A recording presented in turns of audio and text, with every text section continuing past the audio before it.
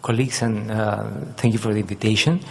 I'm going to try to provide a broad overview of combination prevention, sort of insights to introduce the topic, or to see where we are with it.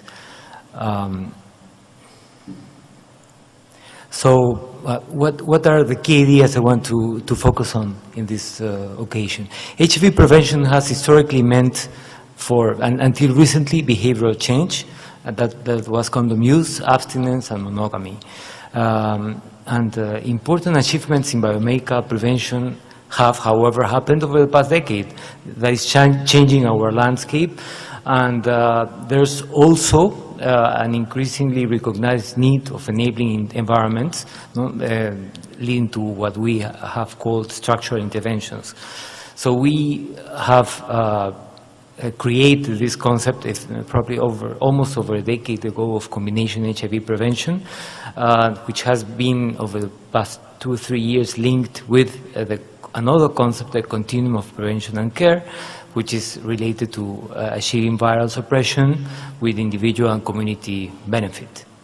Biomedical components of combination prevention have raised certain questions, particularly PrEP, related to feasibility, efficiency, risk compensation, ethics, etc. But of course there's evidence of efficacy. So, and the other phenomenon we have faced is that we are still seeing some apathetic or even hostile responses among some stakeholders. In fact, the combination prevention concept remains somewhat vague, and we feel it should mean integration of effective old and new strategies. The main contribution of the combination is the synergy, and we should use evidence and tools, for example, modeling, to do it better.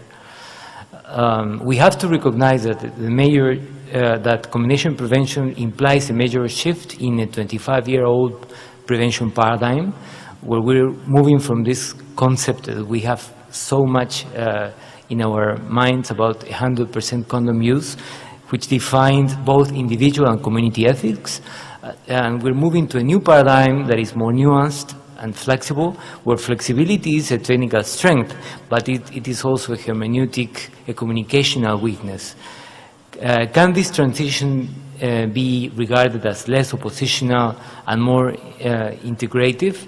We need to continue to work in the development of this concept of combination prevention, and need to go from opposition to integration. So, we've seen this graph several times before. Definitely, combination prevention was first presented, I think, in 2010. I was in charge of speaking about combination prevention in plenary in Vienna, and many things have happened since. Definitely a much more, I would say, orderly concept of combination came with the AIDS investment framework by UNAIDS, because they pointed out biomedical and behavioral interventions within the inner white square, with different kinds of interventions. But then they were able to include structural interventions focused on critical enablers, both of a social nature and of a programmatic nature. And also, we look at the bottom of the slide, at synergies with development sectors. So defining combination prevention is definitely has been a challenge. The UNAIDS Prevention Reference Group first defined it as a rights-based, evidence-informed, community-owned set of programs, I mean, including biomedical, behavioral, structural. They need to prioritize according to individual needs. interventions that had the greatest sustained impact on reducing incidence, and also tailored to national and local needs and conditions.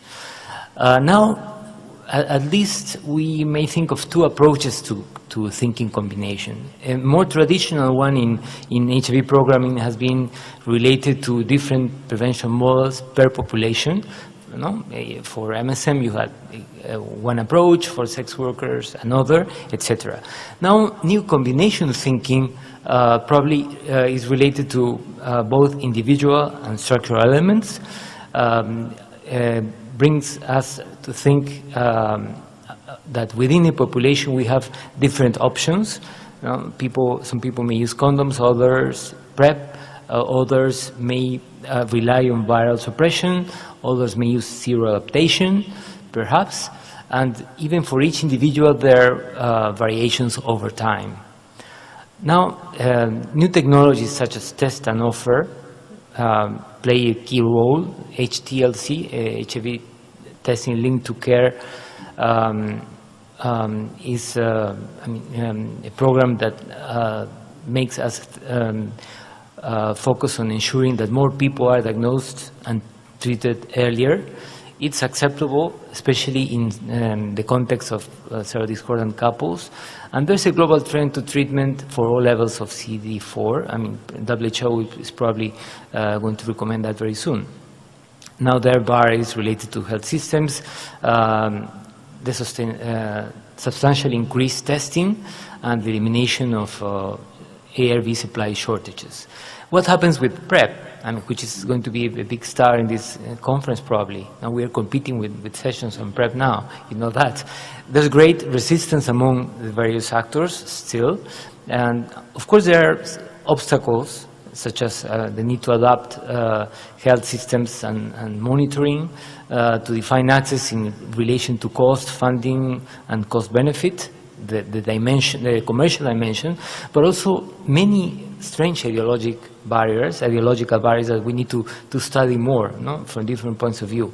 What doctors think about the resistance, or programmatic thinking with even its moral components there, and what even the community may feel, no? Confusion with treatment, stigma, concern about competition with real treatment.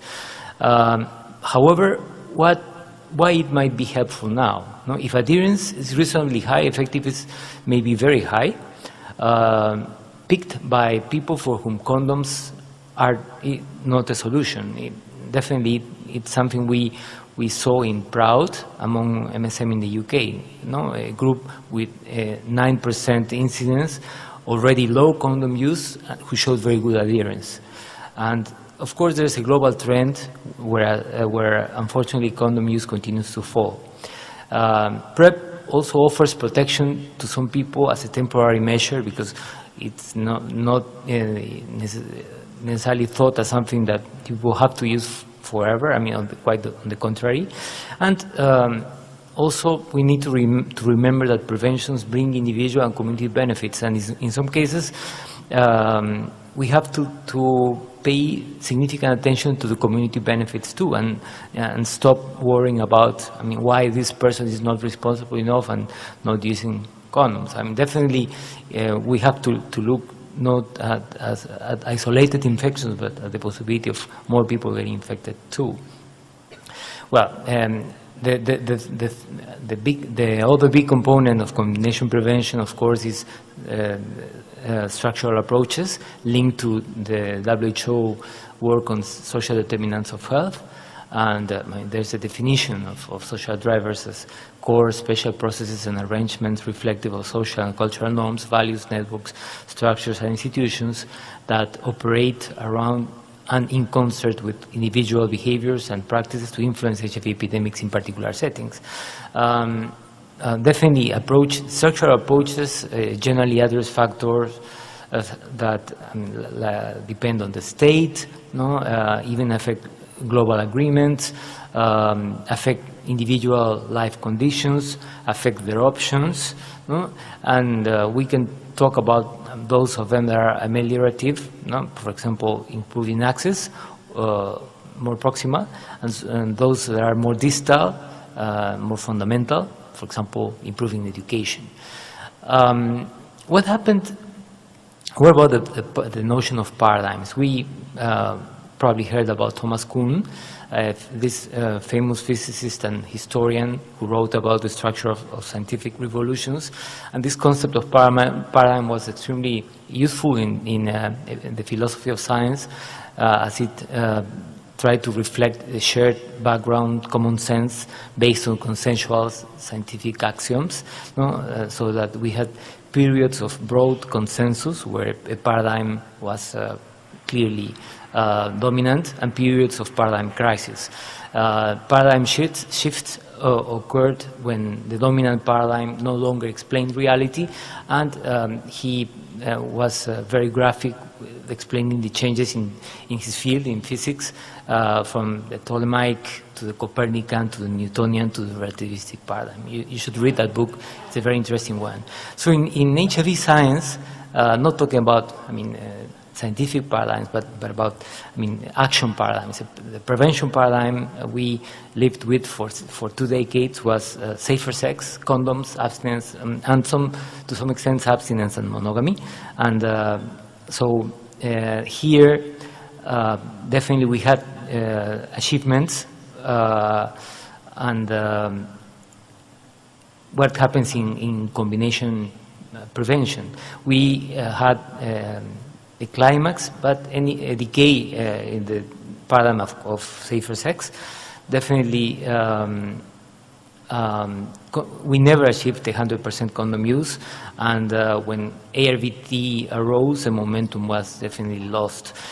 We also know that condomless sex has been eroticized. No? You may, those of you who explore the internet may have found this famous Bellamy gay porn, where the label of condom-free has become one of the main attractions, and it happens all over in gay porn over the internet. So condomless sex is the big attraction, and clearly it will have an effect on people.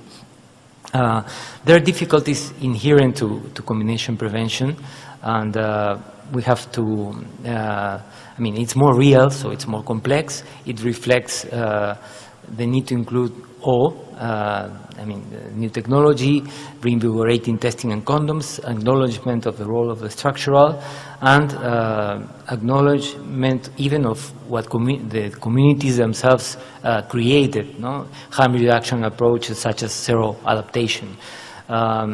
We still have to realize that many people know very little in most of the countries about, for example, PrEP, and there are signs of resistance to paradigm shift. This graph here is about actually a website in Mexico recommending people to zero sort as one option. Have fun and reduce risks. There are many graphs that can show the importance of looking at several dimensions in prevention, and we also have to remember that time has plays a role. There are interventions where changes are immediate, and interventions where change takes much longer. And also, there's a difference between effectiveness and efficacy, and structural factors are crucial there. For example, in the cascade, clearly there are many elements, social elements to take into account. And it also happened with voluntary male medical circumcision, where in Africa uptake was very diverse across countries. In Peru, we did a study, we're finalizing a study, mixed methods, trying to focus on trans women who do sex work, and they are clearly, we use this with Imperial College London, with our colleagues, deterministic model that had been developed before to check potential combinations of interventions. This was, for example, 5 interventions plus a structural component that we tested: condom use with clients, condom use with stable partners, test and offer, PrEP, and treatment at CD4 less than 500, to upgrade to the current WHO guidelines. And definitely what we found was that just combining treatment with improved condom use, we could reach the UNGAS goal of 50%. I mean, we're now talking about a different goal, but we had little control of treatment adherence, and even less so of increases in condom use. And with PrEP, we could do better. But of course, the possibility of PrEP being used depended on the possibility of reducing costs, which implied the negotiation, and also on much better planning and organization of systems. No, that's something that was very important in our study, and we'll present our results very soon. Just to reaffirm that condom-based prevention is insufficient. Combination prevention, in theory, it's more nuanced, but presents difficulties that need to be addressed. It has not been easily accepted. Combination prevention, however, has not been easily accepted as progress, and many people feel it's just a strategy to sell PrEP. And so we need to do additional conceptual work, no? Combination prevention demonstration projects, perhaps, and more communication.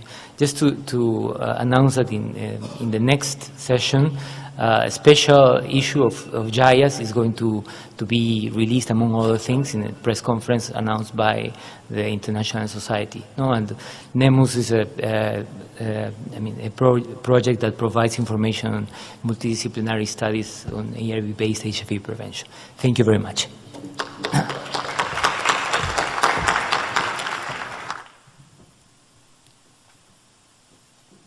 Thank you, Carlos. Our next speaker, Andrew Gerlich, is professor, head of HIV epidemiology and prevention at the Kirby Institute at the University of New South Wales. His team investigates links between infection, immunity, and cancer, and in recent years, the main focus of his work on